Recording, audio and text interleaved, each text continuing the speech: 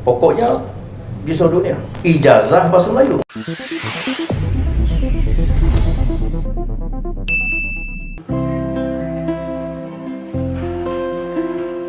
Halo, kembali dengan kami di channel ini. Ya, kali ini kita kembali melihat progres perkembangan bahasa Indonesia di luar negeri yang terus digalakan oleh pemerintah Indonesia, baik melalui Badan Bahasa dengan program BIPA yang bekerja sama dengan Kementerian Luar Negeri maupun yang diselenggarakan secara mandiri oleh diaspora Indonesia di luar negeri. Perwakilan Indonesia di 125 negara ini sekarang sudah mulai bangkit ketika saya minta mereka menjadi bagian dari program Bahasa Indonesia untuk penutur asing. Lakukan pendekatan kepada teman-teman di Kementerian Luar Negeri.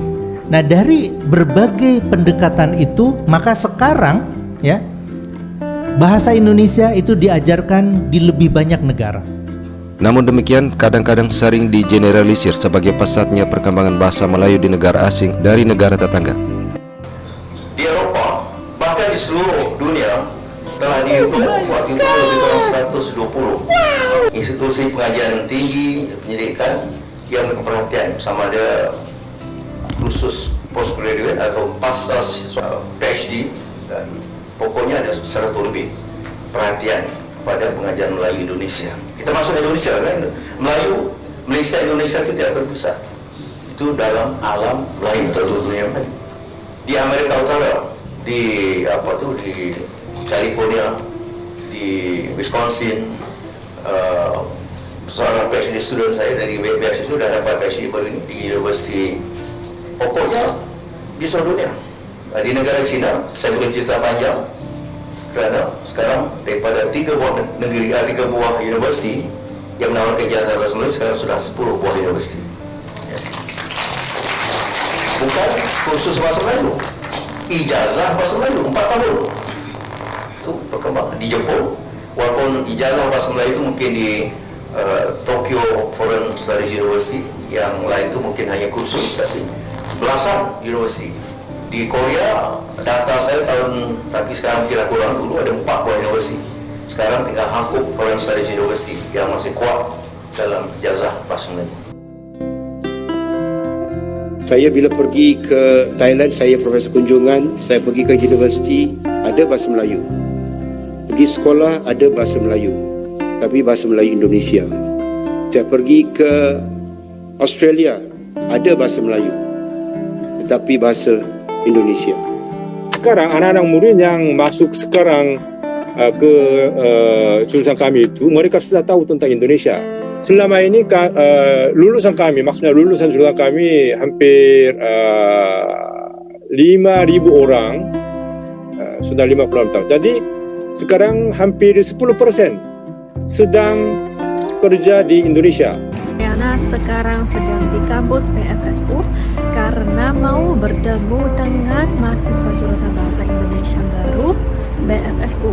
Ya, sekarang mari kita mengenal mereka dulu. Halo teman-teman Indonesia, apa kabar? Selamat pagi Bu Sugi. Selamat pagi. Terima kasih. Halo, selamat pagi semuanya. Pagi semuanya. Beginilah suasana kelas mahasiswa tahun kedua jurusan Bahasa Indonesia Kwangtung University of Foreign Studies saat kami berkunjung. Para mahasiswa ini bukan sekedar hanya belajar bahasa saja, tapi juga budaya, sastra, sejarah, serta segala hal yang berbau Indonesia. Tetapi di Universiti Tokyo sekarang tidak ada bahasa Melayu lagi. Mereka menukar kursus bahasa Melayu kepada bahasa Indonesia. Kelas yang fokus sekali tentang tata bahasa dan tulis itu. Dan banyak PR, itu juga membuat mahasiswa Thai lebih bisa bahasa Indonesia.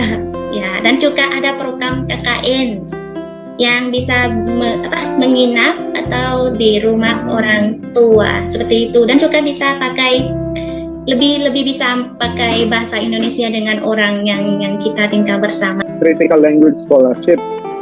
Terus tahun 2018 ikut program CLIA yang mirip.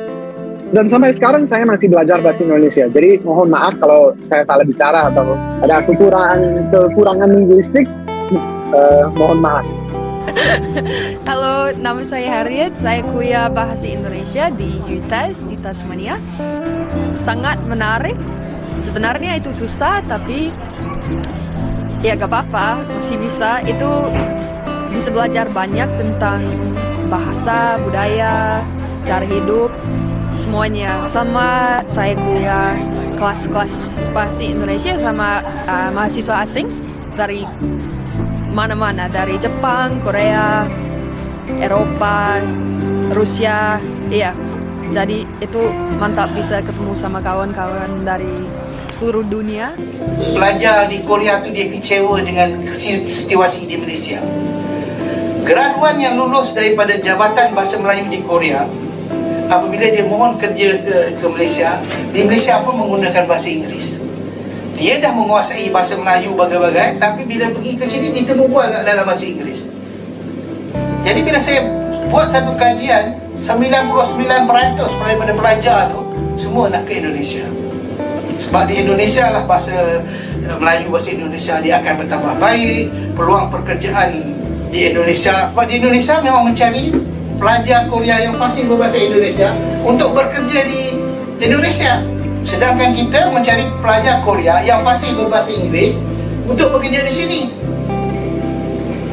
Jadi sebab itulah akhirnya tak ada pelajar tak berminat nak belajar bahasa Melayu di negara Korea. Sebab katanya tidak ada masa depan. Lebih baik belajar bahasa Indonesia.